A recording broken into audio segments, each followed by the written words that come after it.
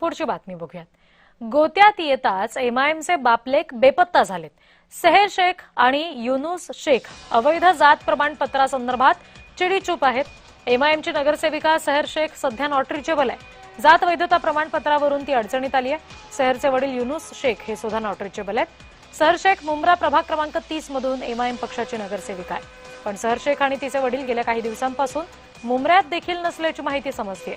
राष्ट्रवादीचे उमेदवार सिद्दीकी फराह शबाब अहमद या तरुणीने या संदर्भात तक्रार केली होती.